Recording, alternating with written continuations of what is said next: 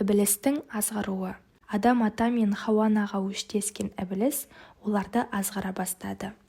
Бұл азғыру Адам мен Хауа жаннатқа орналасқаннан кейін басталды.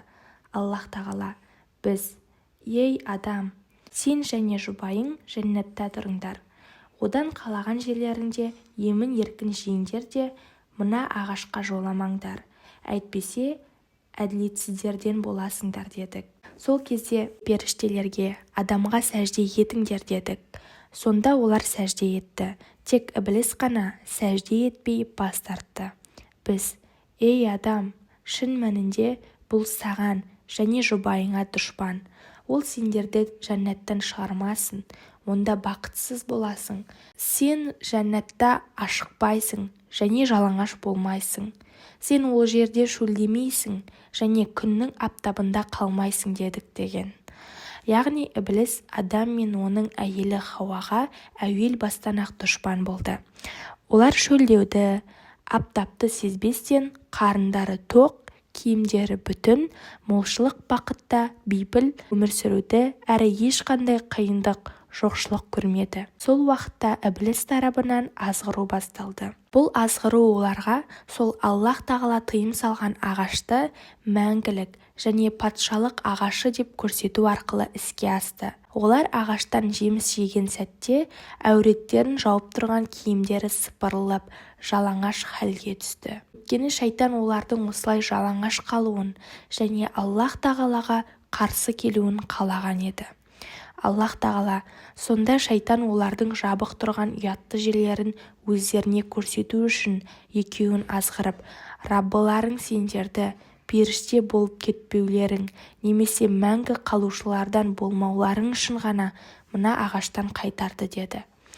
Оларға: мен сендерге шынайы кеңес берушілерденмін деп ант ішті деген. Ібіліс ант ішіп, оларды алдап, жәннаттың тұрғынына тіптен лайық емес істерге итермелей бастады. Нәтижесінде олар ібілістің құрған тұзағына түсіп алданады. Күнә істеп, киімсіз қалады. Қасиетті Құранда бұл жайында сонда екеуі ағаштан татқан сәтте ұятты жерлері ашылып қалды делінген. Адам да, Хауа да ұяттан жерге кірердей күй кешті. Мұндай шынайы, риясыз ұят адам баласының болмысында бар. Сондықтан да адам әлі күнге дейін жалаңаштықтан қысылады. Адам ата мен Хауа ана жәннат ағаштарының жапырақтарын жұлып денелеріне жапсыра бастады. Аллах тағала екеуі жәннат жапырақтарынан үстеріне жапсыра бастады дейді. Адам ұялғанынан қашты. Аллах оған тіл қатып шақырды. Хадисте адам қашқан кезде Аллах тағала оны: ей адам, сен менен қашпақсың ба деп шақырды. Ол: жоқ уа Раббым, мен сенен қашпақшы емеспін. Бәлкім осы күнәһар жалаңаш күйімде көруіңнен ұялдым деді деп айтылған. Ағаш жемісінен алғаш Хауа жеді және адамды да соған итермеледі. Бұл туралы пайғамбарымыз саллаллаху алейхи уассалам: егер Хауа болмағанда ешбір әйел күйеуіне қиянат істемес еді деген. Раббылары оларға: сендерді бұл ағаштан қайтармадым ба? Әрі шайтан сендерге анық дұшпан деп айтпадым ба деп үндеді. Олар сол кезде ібіліс сияқты қасарысып тұрып алмай, күнәларын мойындап: Раббымыз, біз өзімізге әділетсіздік істедік. Енді бізді кешіріп, рақым етпесең, сөзсіз зиянға ұшырағандардан боламыз деді. Дегенмен Аллах тағала екеуіне ашуланды. Сонда үлкен бұйрық келді. Аллах тағала оларға, Адам, Хауа және ібіліске: жәннаттан төмен түсіңдер, сендер біріңе бірің жаусың. Жерде сендерге бір уақытқа дейін тұрақ жай және пайдалану бар. Адам және Хауа, сендер ол жерде өмір сүресіңдер, әрі ол жерде өлесіңдер және ол жерден қайта шығарыласыңдар деді. Адамның жердегі өмірі.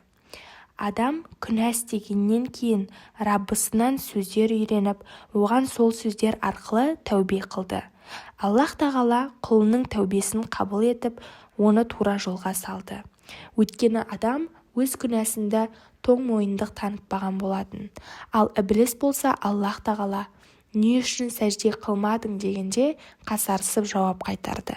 Алайда адамға неге менің әміріме қарсы шықтың деп айтқанда, ол әйел екеуі: Раббымыз, біз өзімізге әділетсіздік істедік. Енді бізді кешіріп, рақым етпесең, сөзсіз зиянға ұшырағандардан боламыз деді.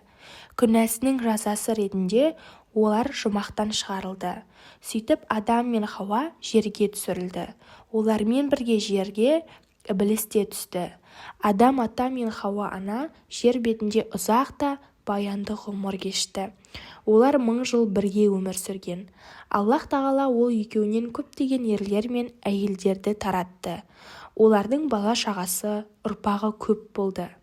Көне еврей жазбаларында Адам ата ұрпақтарының саны 400 мыңға жеткен деп айтылады. Бұл туралы Құранда: Ей адам баласы, сендерді бір кісіден, Адам атадан жаратқан, және одан оның жұбайын Хауа ананы жаратып, ол екеуінен көптеген ер әйелді таратқан Раббыларыңнан қорқыңдар делінген. Әт-Табари: Хауа адамнан 20 құрсақ көтеріп, егізден 40 бала туды. Әрбір егіздің бір сыңары ұл, бір сыңары қыз болатын. Олардың тұңғышы Қабыл, оның қарындасы Құлайым, ал ең кенжесі Абдулмуғис, оның қарындасы Уммулмуғис еді, деп риуаят еткен. Адамзат нәсілі көбейіп, ұрпақ тарала бастады. Оларға дін үйретуші Адам пайғамбар болды. Олар бір Аллахқа ғана құлшылық қылатын, бөлініп жарылмаған бір үмбет еді. Әбу Мұса әл-Ашғари, Аллах оған разы болсын, Аллах тағала адамды жұмақтан жерге түсірген кезде оған барлық нәрсені жасауды үйреткен деп риуаят еткен. Демек ол білімді, киінуді, өнерді және кәсіп жасауды барлығын үйреніп түскен.